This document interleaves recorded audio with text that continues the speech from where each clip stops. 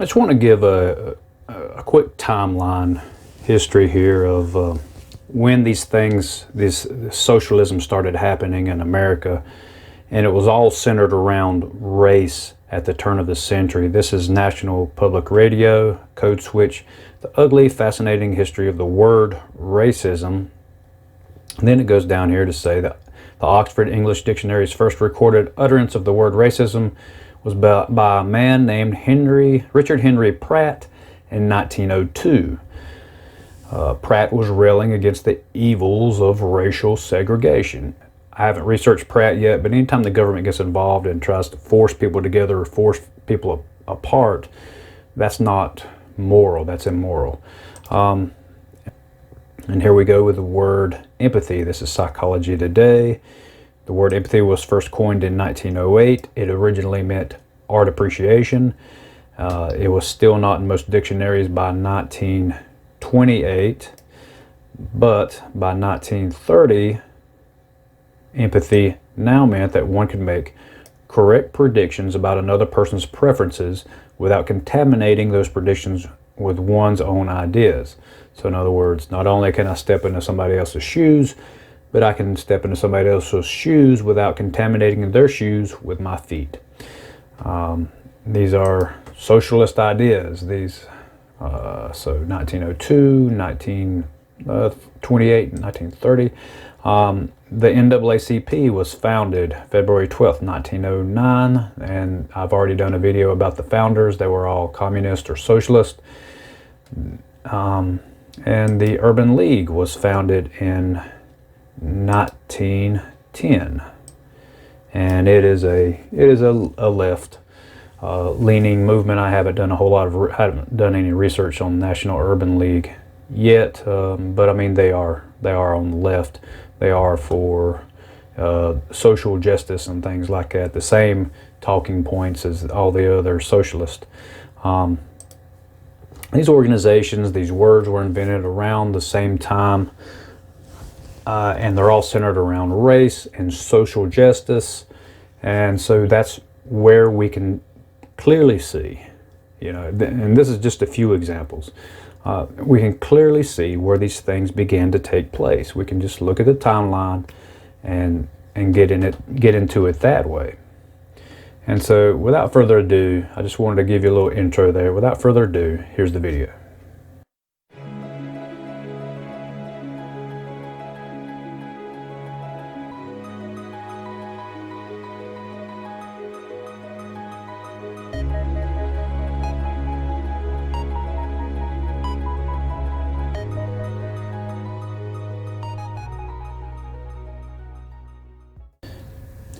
I'm more convinced every day that the mask we have to wear for work and to go to the store is conditioning for the mark of the beast, because I mean it's the same thing. You can't buy or sell. A friend of mine was telling me that the mark of the beast, and I hadn't thought about it this way before, hadn't occurred to me this way before, but the mark of the beast in the forehead, when the Bible's talking about it, means accepting the ideology of Satan. And the mark of the beast in the right hand is acting on that ideology of Satan. There's three types of empathy that they describe here. Our page on empathy defines, this is skillsyouneed.com. Our page on empathy defines empathy as feeling with someone, being able to put yourself in their place as if you were them, and feeling those feelings. So here we go again, talking about putting my feet into somebody else's shoes without contaminating their shoes with my feet. As soon as you put one foot in one shoe, it's contaminated with your foot jones. I mean, you know what I'm saying? I'm like you, I think it's witchcraft. I think it's just wordplay. And it goes on to say there are, however, different types of empathy that have been defined by psychologists. These are cognitive, emotional, and compassionate empathy. So it explains cognitive empathy. Cognitive empathy, also known as perspective taking, is not really what most of us would think of as empathy at all. Well, if you follow social media, which is also a government operation. Cognitive empathy is basically being able to put yourself into someone else's place and seeing their perspective. It is a useful skill, particularly at negotiations, for example, or for managers. It enables you to put yourself in someone else's shoes, but without necessarily engaging with their emotions, or as I like to say, without contaminating their shoes with your feet. It does not, however, really fit into the definition of empathy as feeling with or being a much more rational and logical process. It's a rational logic. Okay, yeah, I understand where you're coming from, man. I've been in that situation and I know what you're saying. I could see from social media these people were putting all this emotion into it, and anytime you see somebody putting emotion into something, it's a means of control. We are brainwashed we are being controlled by these heightened emotions that we have from all of these crises, these constant, continuous crises that we have. Yeah. So if we allow ourselves to get emotional, and then this false information, these lies coming in, will control us. Because what we believe controls us. And words make up a language, and that language forms our mindset. Effectively, cognitive empathy is empathy by thought rather than by feeling. And then we go to emotional empathy. Emotional empathy is when you quite literally feel the other person's emotions alongside them as if you had caught the emotions. And I think I was telling you about the Catching the salty cracker where these new age hippies were out there with bags, plastic bags, and they were all catching the COVID particles out of the air. They should have just put worshiping the Corona gods. Yeah, saving the planet one Corona bag at a time.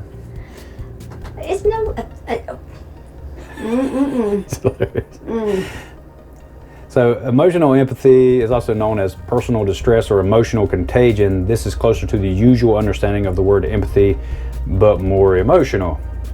All right, that's enough of that emotional crap. Compassionate empathy.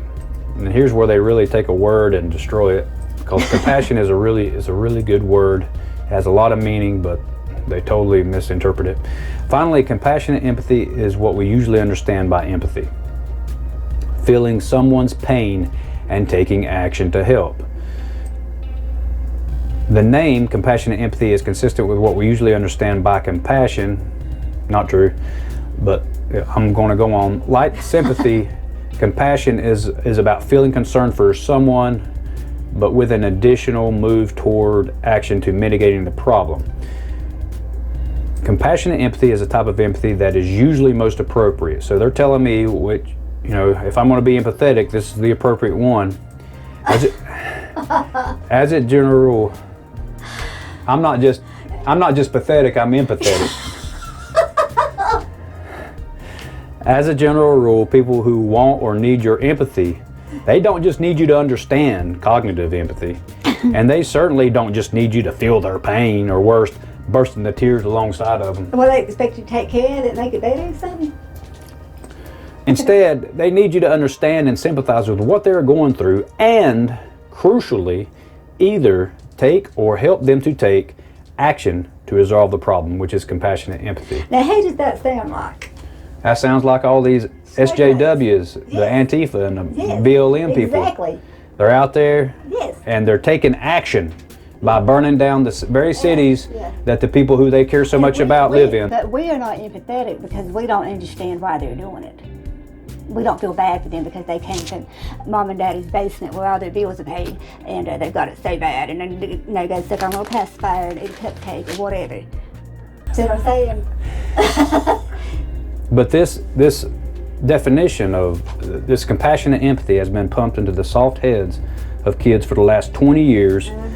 And so that's why they think that we see it as entitlement and all of this other things, but they are they are so brainwashed they can't see that side of it. That's what I'm saying. They've been taught that they're special, and it's okay to go burn up the United States because we hate it anyway. Right. So they're going to burn down the very cities of the people that they supposedly care about because of this compassionate empathy. They're taking action against the man by burning down businesses and all these other things, small businesses in particular.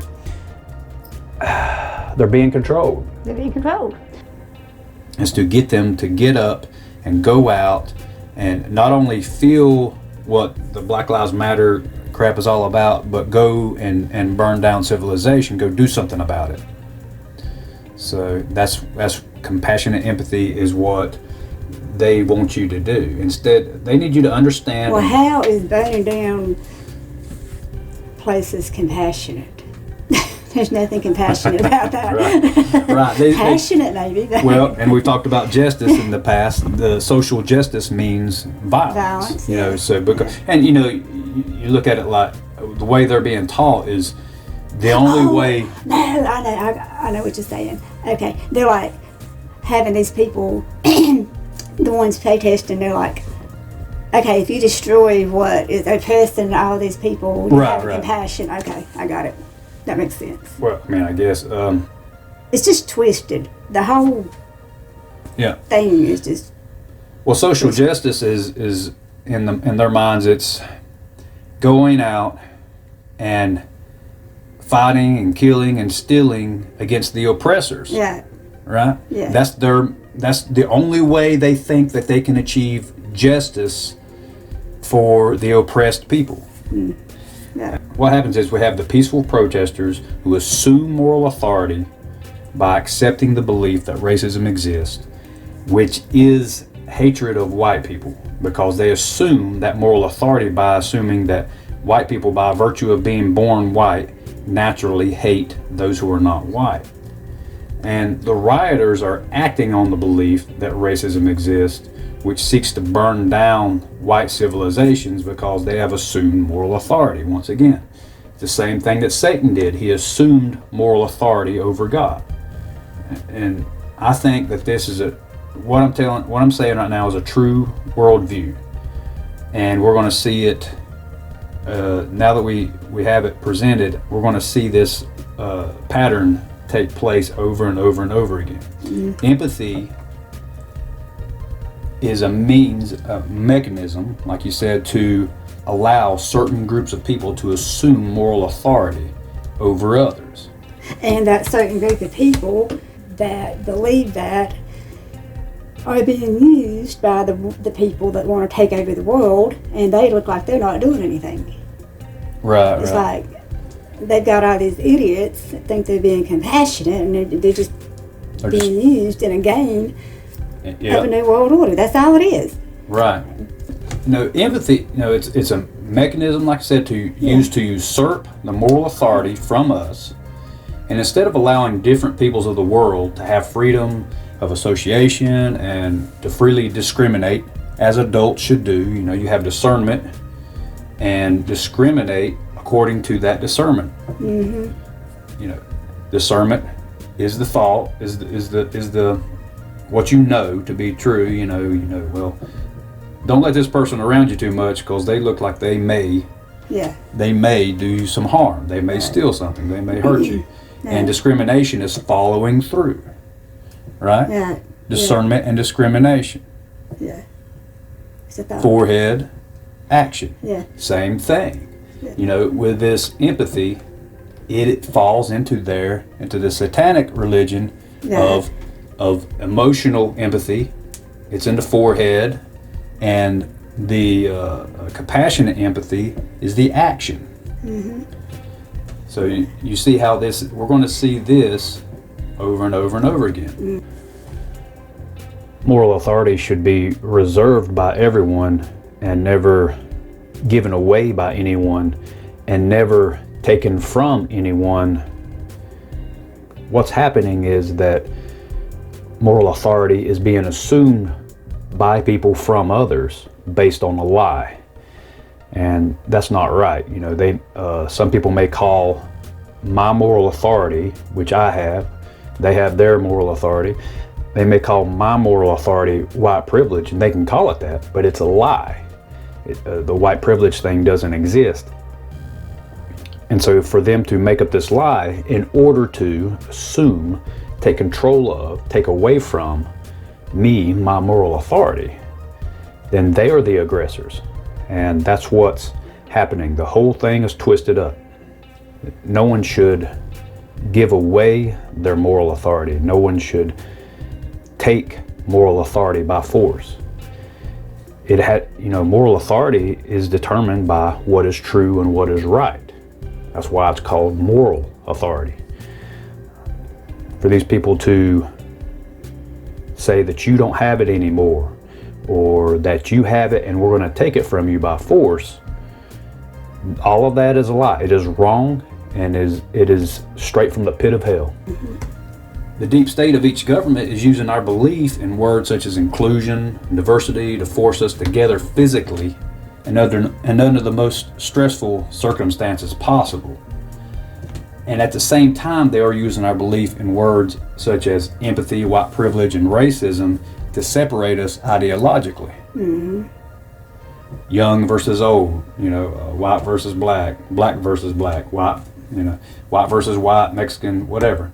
The combination of forcing us together physically and separating us ideologically causes anger and strife, and we can all see that. And we have been pitted against each other in a battle over who has moral authority. Right. Well, I saw something, an analogy that goes along with that, and it was something to the effect: if you take a jar of black ants and I think it was red ants. It was two types of ants. If you put them in a jar, basically they don't do anything. They just leave each other alone. But if you pick up that jar and you shake it, they think that other ant is the enemy and they begin fighting.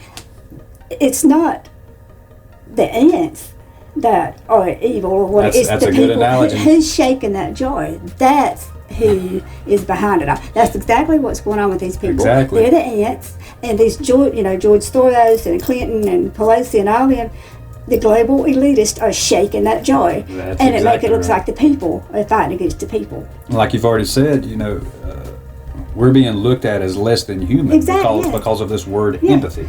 Yeah, and well, by the word being made up in 1988, Mm-hmm. and the word racism was made up in 1902. Two, I think. That is not a coincidence. It was planned. Right. They come up with that word. They targeted a group of people that would fall for it, Mm-hmm. and that's what you see today. They Absolutely. put all the little ants in a jar and they shook it up. Right. That's exactly right.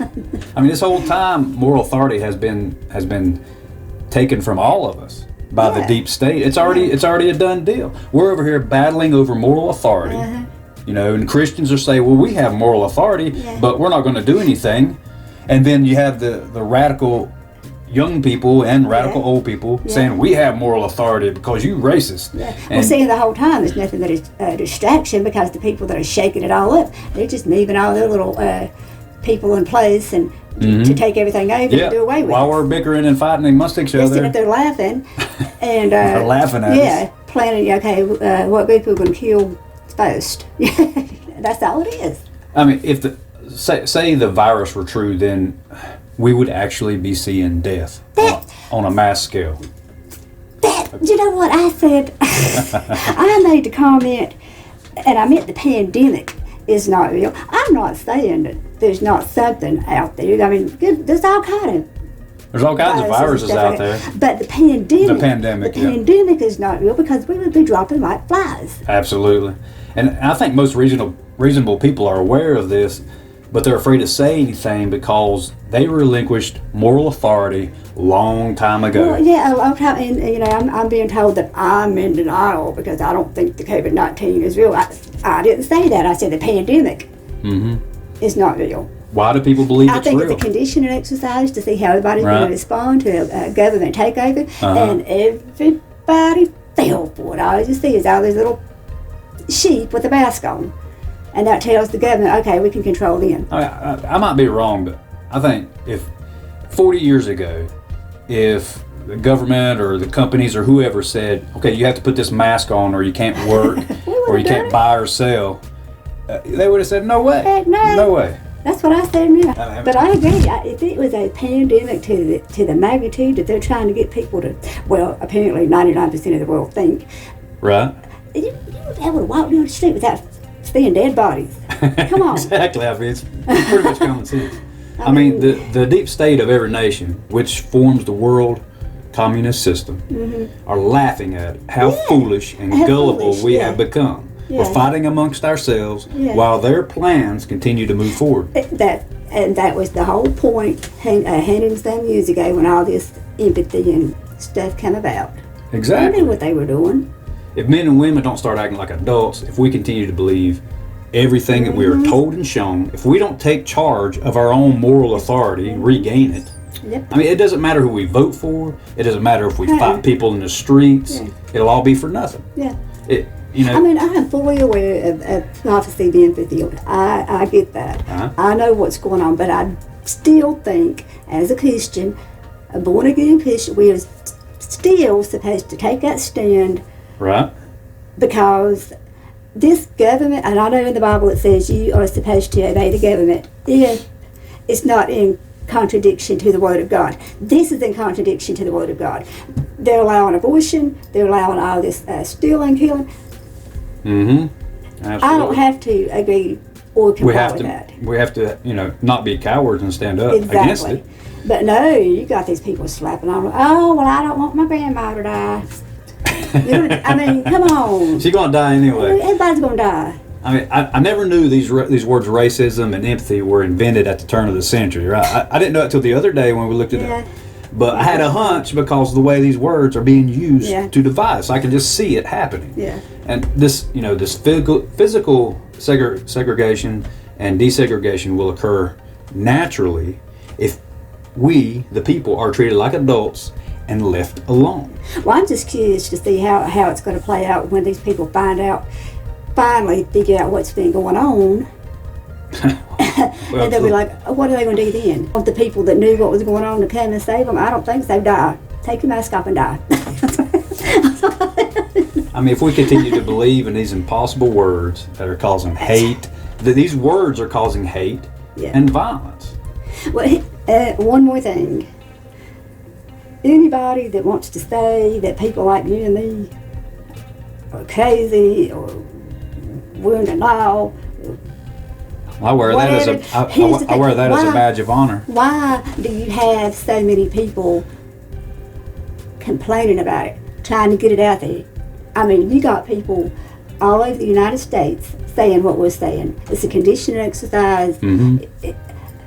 But you wouldn't, if it was a true pandemic. But channels like this one are very quickly being shut down. I've already had videos taken down, and it's not going to last very long. Our voice isn't going to last very long. From the get-go, it was a Well, you knew something was up. And I won't put a mask on, and that's fine. If people want to get mad at me, fine. The only way to defeat them, I mean, is not to meet Antifa in the street. That's ridiculous. It's not going to do anything. The only way to defeat them is to rip up their battle plans, rip them up by the root. Yep. And the only way to do that is to stop believing these lies that they are telling us, and to stop letting these words control us. Dissent. Stop complying with them. Oh, you got to have a mask on to come in my store. Oh, well, I don't have to go in your store. Bye. That takes you back to the whole buy and sell thing. Right. Exactly. So it's pretty safe. It's conditioning for us taking the mark. I mean, but like I say, the mark is the entire ideology. Yeah. Well, see, I thought that submission to the ideology. I thought that a while back I had come across an article, and the guy was saying that he believed that the mark of the beast would be a thought, because your forehead is. Right, the center of your thoughts. It's your mind. It's a thought in your mind. Right. And it wasn't necessarily like people are thinking you're going to have like a tattoo of the number or something. Yeah, that seems a little bit ridiculous. Yeah. Everybody walking around with going to the tattoo parlor and getting tattooed or something. Really, I mean, I don't think it's going to be your actions if you are able to buy and sell and you don't keep the Sabbath day. That's the mark of the beast. That shows that you follow Satan. Right, but following. But believing in that ideological system that Satan has set up is the mark of the beast. That exactly. And putting your heart into it. Because if indeed that's what it is, and we go out to go get something to eat or whatever, and they're like, oh, you can't come in because you got to have a mask on, and we turn and walk away like we've done how many times now. Yeah. We don't have the mark of the beast. That shows we follow Christ. Think about it. Right. I mean, simple. It's so simple, it's complex. It's just right here in front of our faces. Yeah. I mean, we hear these words, racism, empathy. We hear these words repeated over and over and over again, consistently by social media, mainstream news, and the corporations that we work for. The corporations are the worst ones because they're the ones that are behind all of this. Yeah. You know, words like empathy, racism, diversity, inclusion, and many more are being used to create a new language for us. The language we speak forms a particular type of mindset, which dramatically affects what we believe to be true. And if we are controlled by those beliefs, our political and religious beliefs are the main target of this subversion of our minds. Yeah. And they will control us by what we believe in. Yeah. That's the way Satan works. Right. If you don't have those, then you're being shunned. You're going to be shunned by society.